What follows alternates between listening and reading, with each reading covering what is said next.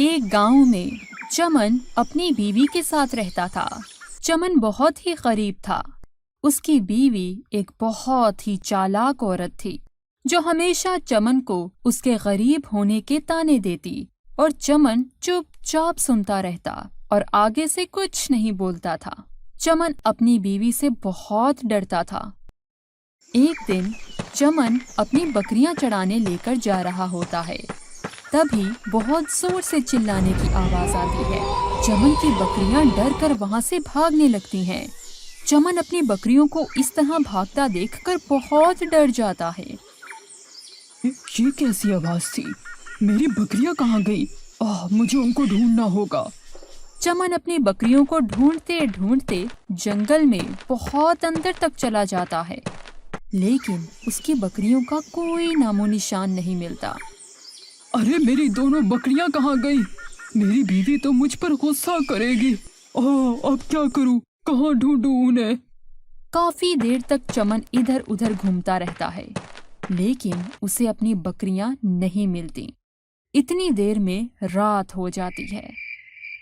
मैं जंगल के बहुत अंदर आ गया हूँ। अब यहाँ तो कोई मेरी मदद करने वाला भी नहीं है।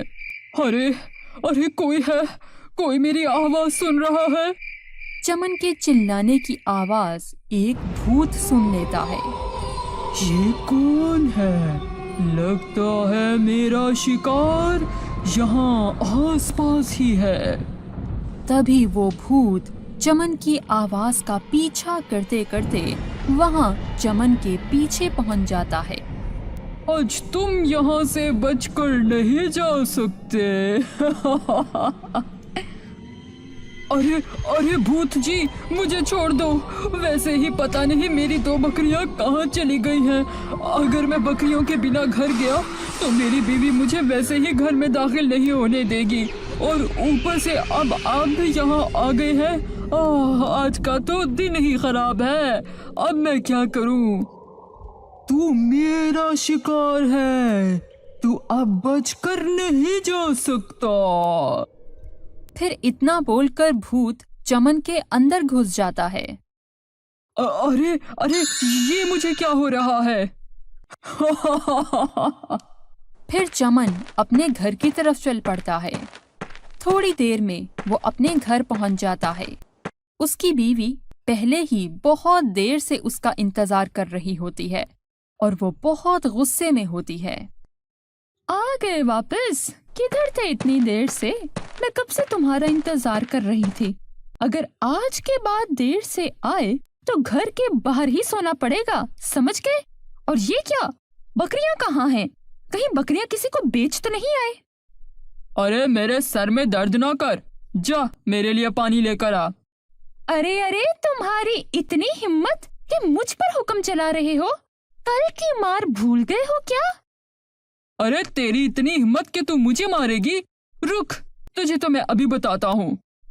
ये बोलकर चमन अपनी बीवी को मारने लग जाता है। अरे अरे, मर गए, हाय मर गई। कोई तो मुझे बचाओ।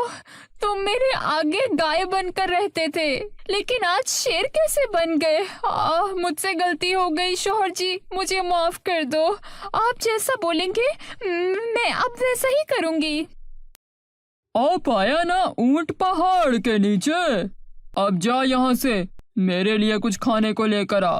मुझे बहुत भूख लगी है। ठीक है, आप वहाँ पर बैठे, मैं आपके लिए अभी खाना लेकर आती हूँ। फिर उसकी बीवी वहाँ से चली जाती है। अरे आज इन्हें क्या हो गया?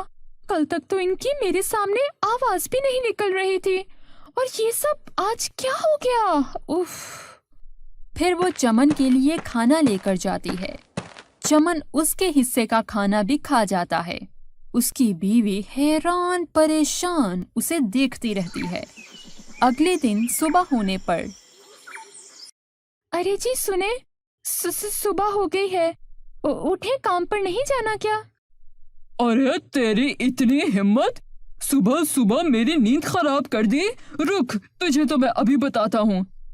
अरे अरे भागो रे, अरे भागो, अपनी जान बचाकर भागो। अरे लगता है ये पागल हो गए हैं। वो भागते भागते पड़ोस के घर पहुंच जाती है। चमन भी उसका पीछा करने लग जाता है। चमन जैसे ही घर से बाहर निकलता है जलने लगता है, क्योंकि वो दिन की रोशनी बर्दाश्त नहीं कर पाता। ओह, मुझे अभी वापस घर के अंदर जाना होगा। फिर चमन वापस अपने घर के अंदर भागने लग जाता है। शामू चमन को जलता देख लेता है और हैरान परेशान हो जाता है। आज मैं बच गया। दिन की रोशनी में मुझे बाहर नहीं जाना होगा। आज के बाद मुझे इस बात का खास ख्याल रखना होगा। अरे ये क्या, चमन भाई बाहर आते ही धूप में जलने क्यों लग गए? हाँ, दाल में कुछ काला है। मुझे सब गांव वालों को ये बात बतानी होगी। फिर वो भागता हुआ जाता है, सब गांव वालों को चमन के साथ होने वाले वाकये के बारे में बताता है। नुमान भाई, मुझे तो लगता है कि चमन के ऊपर किसी भूत का साया है। कल रात जब से वो जंगल से लौटे हैं तब से अजीब अजीब सी हरकतें कर रहे हैं। घर में पड़ा सारा खाना भी खा गए हैं। उनकी आंखें भी भूत की तरह लाल हो गई हैं। बहन, तुम परेशान मत हो, मैं तुम्हारे साथ चलता हूँ। फिर वो दोनों मिलकर उसके घर जाते हैं। वहाँ पहले से ही कुछ गांव वाले घर के बाहर खड़े होते हैं। फिर नोमान और चमन की बीवी घर के अंदर जाते हैं। अरे चमन, कहाँ है तू? बाहर तो आ जरा। तुम्हारी इतनी हिम्मत कैसे हुई लाली बहन से बदतमीजी करने की? जल्दी बाहर आओ, मैं तुम्हें अभी सबक सिखाता हूँ। नोमान की बात सुनकर चमन को गुस्सा आ जाता है। अरे कौन है तू? तुम्हारी इतनी हिम्मत कि तू मेरे साथ तेज आवाज में बात करे? रुक, तुझे अभी बताता हूँ। छोड़ दो, मुझसे गलती हो गई भाई। मैं लाली बहन की बातों में आ गया। तुम ठीक हो भाई, ये औरत ही गलत है। तुम इसके साथ ठीक कर रहे हो। बस मुझे छोड़ दो, मुझसे गलती हो गई। चमन की बीवी ये सब देखकर डर जाती है और वहाँ से भागने लग जाती है। अरे लाली बहन, ये अंदर क्या हो रहा है? ये अंदर से कैसी आवाजें आ रही हैं? चमन नोमान को उठाकर घर से बाहर फेंक देता है। अरे मर गया रे, इसने तो मेरी टांग ही तोड़ दी। नोमान भाई, आप ठीक तो है ना? नहीं, मैं ठीक नहीं हूँ। चमन ने मुझे बहुत मारा। तुम ठीक बोलती हो, उस चमन के ऊपर किसी भूत का साया है। उसमें बहुत ताकत आ गई है। हम में से कोई भी उसका मुकाबला नहीं कर सकता। नुमान भाई, तुम ठीक बोलते हो। मैंने खुद अपनी आंखों से देखा है कि चमन भाई जैसे ही बाहर आए तो धूप की वजह से जलने लग गए थे। वो धूप बर्दाश्त नहीं कर सकते। हमें किसी तरह उस भूत को घर से बाहर लाना होगा। लेकिन भाई, ये भूत तो बहुत ताकतवर है। हम इसे किस तरह बाहर लेकर आएं? मेरे पास एक तरकीब है। क्यों ना हम घर की छत पर जाकर छत का कुछ हिस्सा तोड़ डालें, जिससे सूरज की रोशनी घर के अंदर चली जाएगी और हमारी तरकीब काम कर जाएगी। फिर वो लोग घर की छत को तोड़ने लग जाते हैं। अरे अरे, ये सूरज की रोशनी घर के अंदर कैसे आ रही है? लगता है गांव वालों को मेरी कमजोरी के बारे में पता चल गया है। अब मैं क्या करूं? कहाँ जाऊं? फिर सूरज की रोशनी में भूत तड़पने लग जाता है। अरे गांव वालों, रुक जाओ। ऐसा ना करो, ऐसा ना करो, मुझे छोड़ दो।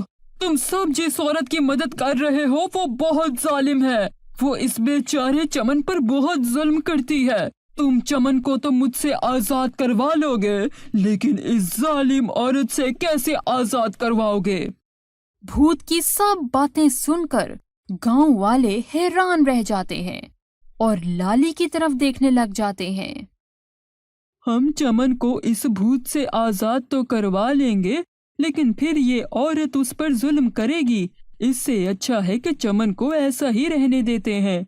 ये भूत ही इस औरत को सही सबक सिखा देगा। अरे नहीं नहीं, ऐसा मत करो। मैं आज के बाद चमन को कोई तकलीफ नहीं दूंगी। मैं वादा करती हूँ। आप बस इस भूत से चमन को आजाद करवा दो। ठीक है, हम तुम्हारी बात पर भी यकीन करते हैं, लेकिन मेरा ख्याल है हमें इस भूत को मारना नहीं चाहिए। अनजाने में ही सही, लेकिन इस भूत ने चमन की मदद की है। अरे भूत, हम तुम्हें मारना तो नहीं चाहते। अगर तू चमन का शरीर छोड़ देगा तो हम तुम्हें भी छोड़ देंगे। बोल, मंजूर है? हाँ, मुझे मंजूर है, लेकिन इस धूप में बाहर नहीं जा सकता। मुझे थोड़ा वक्त दे दो। जैसे ही थोड़ा अंधेरा होगा मैं चमन का शरीर छोड़कर चला जाऊंगा। हाँ ठीक है, रात होने तक हम यहीं इंतजार करते हैं। कुछ ही देर में रात हो जाती है और रात होते ही भूत चमन के शरीर से बाहर निकल जाता है। भूत चमन से बोलता है, मुझे माफ कर दो। मैंने तुम्हारे शरीर पर कुछ देर के लिए कब्जा कर लिया था, लेकिन मैंने तुम्हारी बीवी को सबक सिखा दिया है। आज के बाद वो कभी तुम पर जुल्म नहीं करेगी। इतना बोलकर भूत वहां से चला जाता है।